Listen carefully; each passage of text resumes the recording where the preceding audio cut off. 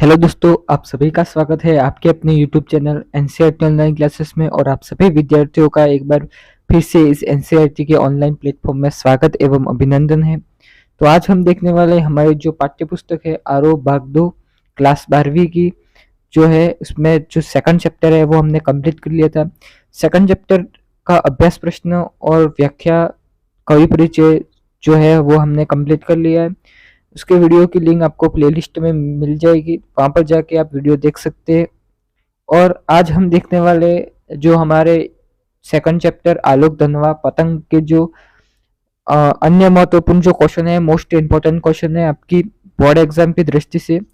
तो इसमें जो है वो कंप्लीट जो क्वेश्चन है वो आएंगे जो आरबीएससी द्वारा सेलेक्ट किए गए हैं। तो वीडियो को अंत तक देखना है। जिसने भी अभी तक चैनल को सब्सक्राइब नहीं किया, चैनल को सब्सक्राइब कर लेना है, जिससे आने वाली जो अन्य वीडियो की नोटिफिकेशन है वो सबसे पहले आप तक पहुंचे। तो चलिए वीडियो स्टार्ट करते हैं। तो आज के वीडियो में आरोह भाग 2 का जो सेकंड चैप्टर है पद्य भाग का आलोक धनवा की जो कविता है पतंग, उस पतंग कविता से रिलेटिव और कवि परिचय से रिलेटिव जो अन्य महत्वपूर्ण क्वेश्चन है अभ्यास प्रश्न कर लिए। इसके द्वारा जो दूसरे क्वेश्चन है वो हम देखने वाले हैं। तो जो हमारी क्लास 12 की आरोह बुक है, इसका हिंदी अनिवार्य का चैप्टर है। इस चैप्टर में पतंग कविता में जो इम्पोर्टेंट क्वेश्चन है वो देखेंगे। तो यहाँ पर पहले हम देखेंगे अति लघुतरात्मक जो क्वेश्चन है उसको देखने वाले। तो पहला जो क्वेश्चन है यहाँ पर 1 नंबर के सभी क्वेश्चन आने वाले आपके एग्जाम की दृष्टि से फाइंड आउट करके। यहाँ पर 1 मार्क्स का जो है वो दिया गया है, इसके बाद आपका 2 मार्क्स का, इसके बाद आपका 4 मार्क्स का, इसके बाद 5 मार्क्स का।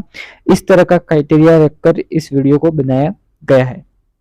तो पहला क्वेश्चन है, बच्चे किस माध्यम से आकाश को छूना चाहते हैं। पतंग कविता में बताया गया है कि जो बच्चे होते हैं वो किस माध्यम से आकाश को छूना चाहते हैं, जो पतंग उड़ाते हैं। तो पतंग के माध्यम से बच्चे आकाश को छूना चाहते हैं। किसके माध्यम से? तो यहाँ पर बताया गया पतंग के माध्यम से है जो है वो बच्चे उड़ना चाहते हैं। दूसरा क्वेश्चन है, बच्चों के पैरों को क्या कहा गया है। जो बच्चे होते हैं वो छत पर दौड़ते रहते हैं, तो उन्हें बिना, यहाँ बच्चों के पैरों को बेचैन यानी बिना चैन के कहा गया है। इसके बाद थर्ड क्वेश्चन है, पतंग उड़ाते समय छत कैसी लगती है। तो पतंग उड़ाते समय जो छत है वो मुलायम प्रतीत होती है, और पतंग उड़ाने को मजा है जो कि कठोर एक सख्त उसको मुलायम कर देती है। जो कठोर छत होती है उसे क्या करते हैं, वो मुलायम कर देते हैं। तो ये अब देखते हैं चौथा क्वेश्चन। चौथा क्वेश्चन है कि यहाँ पर आपको शब्दार्थ बताना है कि शब्दार्थ किसके बताने। चौथा क्वेश्चन है, नाजुक तथा किलकरी का जो है आपको शब्दार्थ बताना है। तो नाजुक का तो कोमल और किलकारी का है खुशी में चिल्लाना। इसके बाद पांचवा क्वेश्चन है यहाँ पर कि इस कविता, जो कविता है पतंग कविता है, इस कविता में किस ऋतु के आगमन को दर्शाया गया है। तो यहाँ पर जो है वर्षा ऋतु का तो जो समापन हो गया था, इसके बाद कौन सी ऋतु आई थी, तो शरद ऋतु है। जो शरद ऋतु का यहाँ पर क्या हुआ है, आगमन हुआ है। तो शरद ऋतु का यहाँ पर आगमन हुआ है। इसके बाद 2 नंबर के क्वेश्चन यहाँ पर आए हैं। तो 2 नंबर के क्वेश्चन देखते हैं। 2 नंबर के क्वेश्चन लघुतरात्मक क्वेश्चन है। 2 नंबर के क्वेश्चन कैसे क्वेश्चन है, लघुतरात्मक क्वेश्चन है। छठा क्वेश्चन है, छत से गिरकर पर बच्चे के बाद बच्चों में क्या परिवर्तन होता है। जो बच्चे हैं वो छत से गिर जाते हैं, इसके बाद बच्चों में क्या परिवर्तन होता है। तो छत से गिरने के बाद और पकने के बाद बच्चों में विश्वास आ जाता है कि वह ठीक है, वे निडर हो जाते हैं और अधिक तेजी से जमीन पर दौड़ना शुरू कर देते हैं। इसके बाद 7वां क्वेश्चन है, बच्चों के पैरों को बेचैन क्यों कहा गया। तो बच्चे को पैरों को बेचैन इसलिए कहा गया है क्योंकि ये क्या होते हैं, गतिशील होते हैं और इस एक जगह देखना नहीं चाहते, वो निरंतर चलना चाहते और घूमना और दौड़ते रहते हैं। तो ये बाल मनोविज्ञान पर आधारित ये जो है वो कविता थी, पतंग कविता, हरिवंश राय आपकी आलोक धनवा द्वारा रचित कविता। 8वां क्वेश्चन है, हम अपने आप को कब कुशल और योग्य समझते हैं। तो हम अपने आप को कब कुशल और योग्य समझते हैं?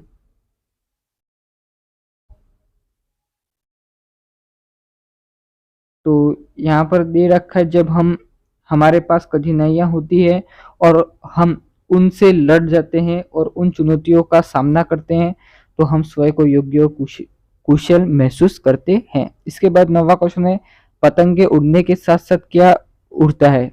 तो पतंग के साथ साथ क्या उड़ता है? तो यहाँ पर आपका जो क्वेश्चन है उसका आंसर देखते हैं। तो पतंग जो है, उस पतंग के उड़ने के साथ साथ बच्चों के मन की जो भावनाएं हैं और जो कल्पना है उसके साथ साथ क्या करती है, उड़ती रहती है। और इसी तरह बच्चे खुश होते रहते हैं और पतंग के ऊपर नीचे के साथ साथ बच्चों की जो इच्छाएं होती है एवं जो कल्पनाएं होती है वे भी ऊपर नीचे उड़ते हैं। 10वां क्वेश्चन है, बच्चे पतंग की डोर थामे कैसे लगते हैं? बच्चे जब पतंग की डोर थामे कैसे लगते हैं? तो ये क्वेश्चन है, इंपॉर्टेंट क्वेश्चन है। तो जो बच्चे हैं वो पतंग की डोर को थामे कैसे लगते हैं? तो जिस तरह झूला जो इधर उधर झूलता है रहता है, उसी तरह बच्चे की पतंग की डोर थामे प्रतीत होती है। झूला झुलाने से डोल जो है डुलता है और इसी प्रकार पतंग उड़ाते समय बच्चों का जो शरीर है वो भी डुलता है। लघुतरात्मक क्वेश्चन देखते हैं। लघुतरात्मक क्वेश्चन 3 नंबर का क्वेश्चन यहाँ पर बताया गया है। आपका 4 नंबर का भी क्वेश्चन रह सकता है और 3 नंबर का यहाँ पर क्वेश्चन है जिसमें 11 क्वेश्चन आप देख सकते हैं। 11 क्वेश्चन बताया, कवि ने प्रकृति का जो चित्रण है वो किस प्रकार किया है? तो जो आलोक धनवा ने जो पतंग कविता है इसमें प्रकृति का जो चित्रण है वो किस प्रकार किया है? तो उसका आपको क्या बताना है, यहाँ पर प्रकार बताना है।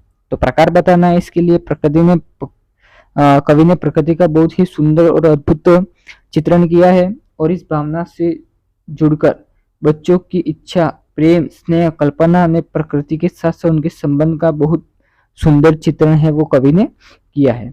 शरद ऋतु और वर्षा ऋतु के बाद चारों ओर धूप का चमक बिखर जाती है और शरद ऋतु के आने के वातावरण, शरद ऋतु जब आती है और वर्षा ऋतु जब चली जाती है, इसके मध्य उमंग जो है उत्साह और उमंग बनता है और हर तरफ मौसम के इतने सुंदर बदलाव हैं और सुंदर सुंदर बदलाव से सुंदर मनमोहक सुगंध फैल जाती है। इसके बाद देखते हैं 12वां क्वेश्चन। 12वां क्वेश्चन इंपॉर्टेंट क्वेश्चन है, आपको पढ़ लेना है। आपको सभी क्वेश्चन पढ़ने हैं क्योंकि आपका अभी तक एग्जाम की डेट अभी तक आई नहीं है, आपका पूरा साल पड़ा है। तो पूरा साल में आपको इजी वे में हार्ड वर्क करके आपको हार्ड वर्किंग से आपको पढ़ना है। एक एक क्वेश्चन को देखना है, एक एक व्याख्या को देखना है, एक एक प्रश्नों को देखना है।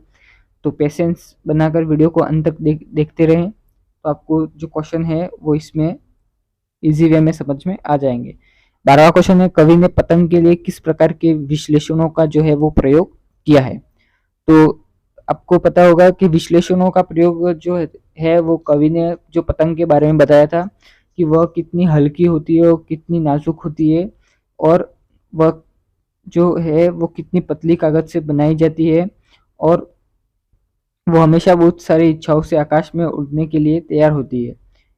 तो ये हम देखेंगे। तो सबसे हल्की और रंगीन चीज के लिए पतंग का प्रयोग किया गया है और सबसे हल्का एक पतला कागज है। कवि अपने बचपन की यादों से सिर्फ पाठकों को आकर्षित करता है तथा पाठकों की जो जिज्ञासा होती है उसको बढ़ाते हैं और कवि बताते हैं कि बच्चे बच्चे जो है वो इन पतंग की तरह होते हैं जो हमेशा बहुत सारी इच्छाएं होती है और आकाश में उड़ने के लिए तैयार होते हैं। बच्चे पतंगों के माध्यम से आकाश में उड़ना चाहते हैं और बच्चे भी पतंग की तरह साथ साथ उड़ते हैं और अपनी इच्छा और कल्पनाओं को लेकर अपनी जो इच्छा और कल्पनाओं को लेकर उड़ते हैं। अब 13वां क्वेश्चन देखते हैं। 13वां क्वेश्चन 13वां है कि कवि के अनुसार बच्चे किस तरह की हल्के और मुलायम है? तो कपास की तरह मुलायम और बताए थे। तो कवि के अनुसार बच्चे कपास यानी रुई ठीक मुलायम, नरम और कोमल होते हैं। बच्चों का मन बहुत ही कोमल और जो है वो सरल होता है उनकी जो भावनाएं हैं वो भी बहुत मुलायम होती है। जब बच्चे पतंग लेकर भागते हैं तो पतंग के साथ बच्चे की जो कल्पनाएं होती है और इच्छाएं भी उड़ने लगती है, और इसी सुंदर दृश्य को देखकर ऐसा लगता है कि बच्चे हवा में उड़ रहे हैं और बच्चे रुई की तरह हल्के और मुलायम लगते हैं। इसके बाद 14वां क्वेश्चन है आपका कि बच्चे जब पतंग उड़ाते हैं तब क्या प्रतीत होता है। तो 14वां क्वेश्चन है, उत्तर देखते हैं। बच्चे जब पतंग उड़ाते हैं तब जो बच्चे होते हैं वो उड़ते हुए प्रतीत होते हैं। कैसे प्रतीत होते हैं? तो उड़ते हुए जो है वो प्रतीत होते हैं, और पतंग उड़ाते समय बच्चे ऐसे खुश होते हैं जैसे वह जमीन पर पतंग के साथ साथ भी उड़ रहे हैं। कैसे उड़ रहे हैं? पतंग के साथ साथ उड़ रहे हैं। और पतंग को उड़ाते समय बच्चे छतों पर वैसे ही दौड़ते हैं जैसे आसमान में पतंग के बच्चों को किसी भी प्रकार के खतरों का डर नहीं है। ऐसे दौड़ते हैं जैसे किसी का खतरा का डर नहीं है, और डर नहीं है कि वह छत से गिर सकते हैं, और नहीं, बस वह अपनी मस्ती में ही लीन रहते हैं। इसके बाद आपका जो मोस्ट इम्पोर्टेंट क्वेश्चन है, ये हर बार आपका 5 नंबर का या 4 नंबर का क्वेश्चन आता रहता है। तो सभी कवि परिचय को आपको याद कर लेना है कंप्लीट ही। यहाँ पर आलोक धनवा का जो है संदिग्ध में आपको परिचय देना है। परिचय में आपको बताना है, परिचय यहाँ पर पूछे तो आपको जो उनसे जो रिलेटिव है वो बताना है। तो आलोक धनवा का जो जन्म है वो मैंने बताया था। आलोक धनवा का जो जन्म है वो मुंगेर जिले के बिहार में हुआ था। आलोक धनवा जी का जन्म सन 1948 में मुंगेर जिले में हुआ था। उनकी पहली कविता जनता का आदमी प्रकाशित हुई थी। उनकी प्रमुख रचनाएं भाग्य हुई लड़कियां तथा बेटियों की भ्रूण हत्या आदि, राहुल सम्मान, बिहार राष्ट्रीय भाषा परिषद सम्मान, राष्ट्रीय सम्मान, आलोक धनवा जी की बनारसी प्रसाद भोजपुरी सिनेमा तथा पहले सम्मान से सम्मानित किया। उनकी कविता का संग्रह दुनिया रोज बनती है 1998 में प्रकाशित हुआ। तो इसका जो कवि परिचय का जो वीडियो है मैंने बना लिया है, उसमें आपको इजी वे में समझ में आ जाएगा।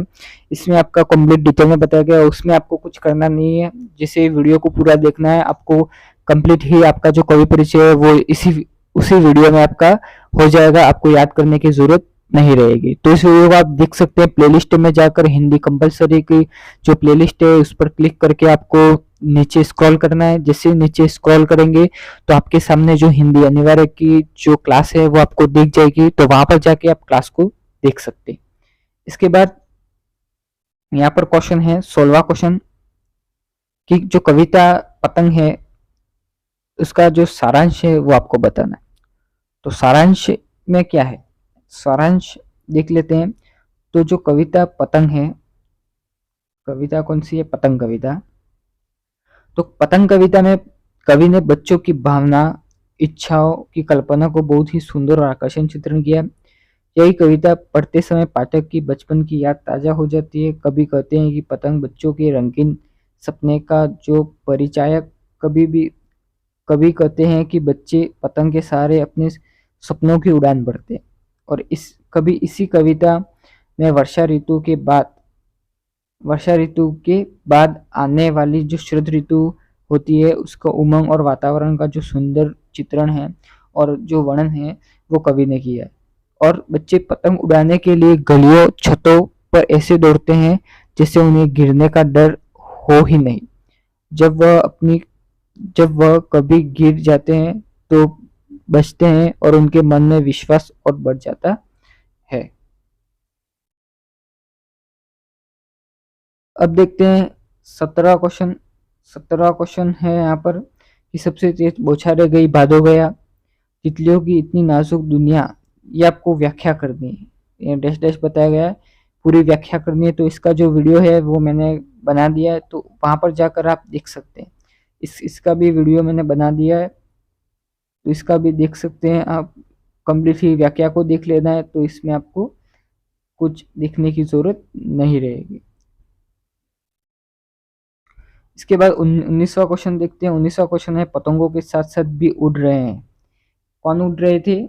बेचैन पैरों के पास। यहाँ बच्चों की बात की गई है। इन पंक्तियों का आशय स्पष्ट करना है।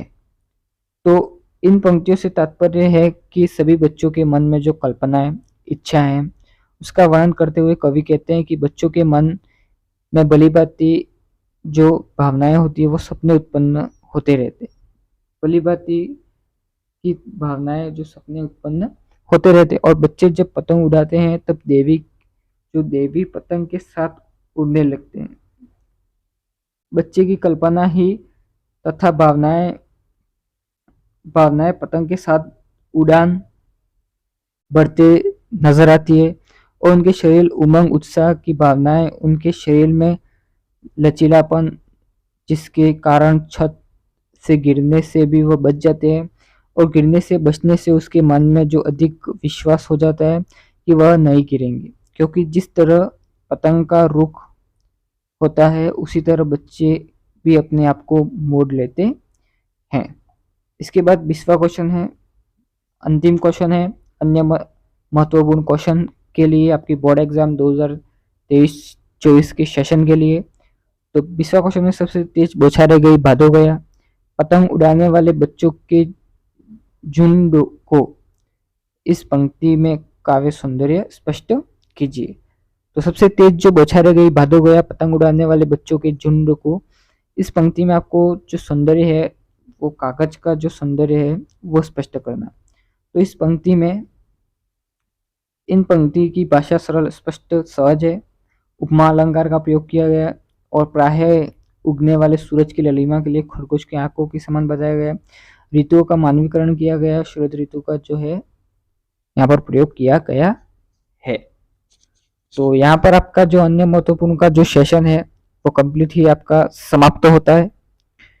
तो आई होप आपको ये सभी क्वेश्चन इजी वे में समझ में आ गए होंगे और आपकी बुकलेट में ये जो क्वेश्चन है वो आपको लिख लेने, क्योंकि आपके एग्जाम की दृष्टि से फाइंड आउट करने हैं और एग्जाम की दृष्टि से इम्पोर्टेंट क्वेश्चन है।